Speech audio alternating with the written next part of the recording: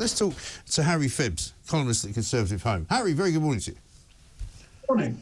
So it beggars belief, this story, doesn't it? I mean, with every week that passes, this government becomes more and more ridiculous. The idea that Louise Haigh has a conviction for fraud, which she didn't admit to before she was elected and before she became the Secretary of State for Transport, is just so ridiculous. I don't know where to begin. Because if she had admitted it, nobody would have said, therefore, you're unfit for office, would they?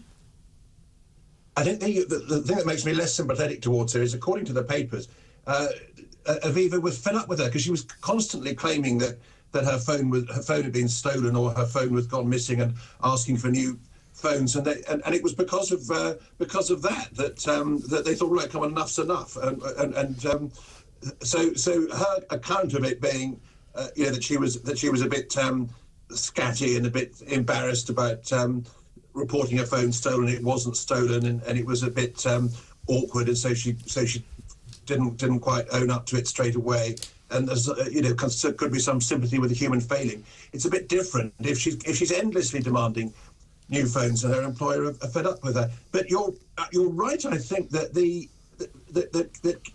fact that she had told Keir Starmer about it, so it's his judgment that put in the question, and it'll probably emerge. I mean, when people resign, they send in these letters of resignation, right. And sometimes they're genuinely resigned, but sometimes they've been sacked. Yeah. And it'll probably emerge if she has been pushed under a bus, as you put it, or whether she genuinely, feels repentant and wanted to help. Well, what's interesting, Harry, is that in no way in the letter, in no place in the letter, does she say she's resigning. So I suspect it's the former. I suspect she's been asked to go because I think what happened was that they looked at the story last night. Because, funnily enough, the resignation letter is dated November the 28th, which was yesterday. So I wonder if they prepared the letter and waited to see what was going to come out in the papers this morning. They saw the papers this morning and decided that, notwithstanding the huge scandal at the BBC with Greg Wallace, she still made the front pages, and therefore she might be better off leaving.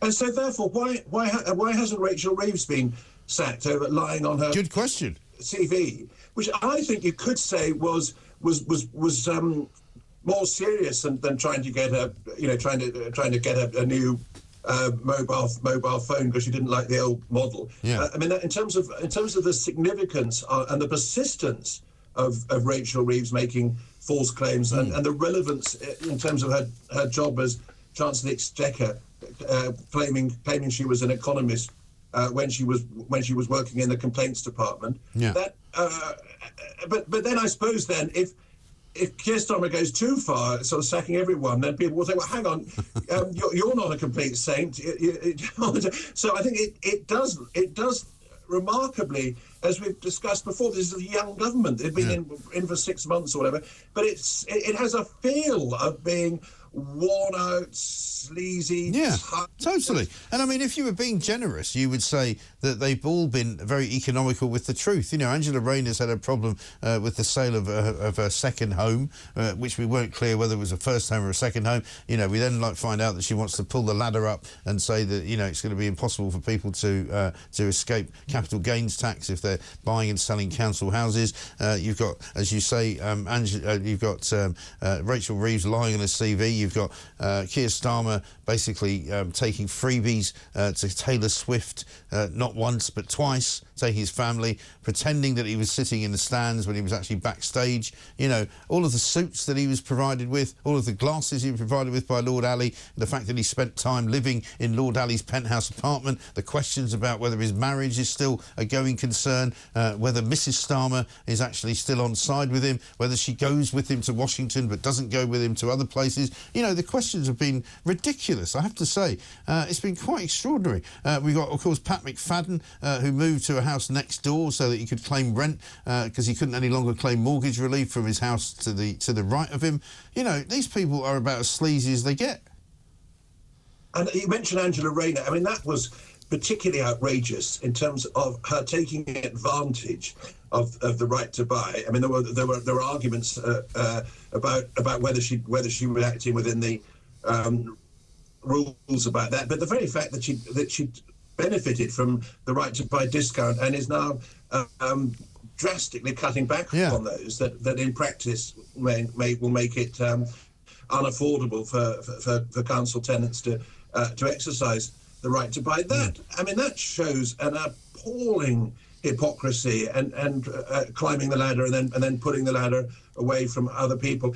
And I think that's a serious issue because one of the things that the Conservatives used to stand for was home ownership and wider opportunity for home ownership, and people felt let down by policies from the Conservative government and were hoping a lot of younger people looking for home ownership that they might get a better chance, and that has been completely thwarted, completely betrayed. Yeah, absolutely right. And the point is that, you know, the entire kind of personality of this government is one of dodginess, sort of, you know, skullduggery and infighting, because it seems as though, you know, the first 100 days that we were told was going to be a brilliant sort of, you know, fest of activity. It was going to be a masterclass in how to run government, in how to bring the grown-ups back and to stop squabbling. You know, the woman who was charged with plotting the first 100 days, Sue Gray, didn't even last 100 days, you know, which is laughable in itself. And she was ousted by Morgan McSweeney, who now seems to be the guy who thinks it's a great idea to take people out on away days to teach them how to get on with each other. They had 14 years in opposition, and they come in and they're now saying, oh, maybe we should do something about welfare reform. You know, maybe there is a bit of a problem with such a huge number of people on welfare and the economy getting addicted to immigration to provide cheap labour because so many British people are off doing Mickey Mouse courses at university or claiming welfare benefit. Oh, we'll set up a commission and have a think about it in maybe a couple of years. They had 14 years in opposition. You'd have thought that they would have worked out one or two policies of substance. Well, you would have thought so. Instead of which, we've got a government which has now been in for 5 months, who are talking about, when it comes to immigration, preparing a white paper and preparing discussions on what to do if they discover, as a result of that white paper and an inquiry, that there are people who are coming into this country wrongly and being used wrongly by people who are relying wrongly on immigration. I mean, it makes you laugh, doesn't it?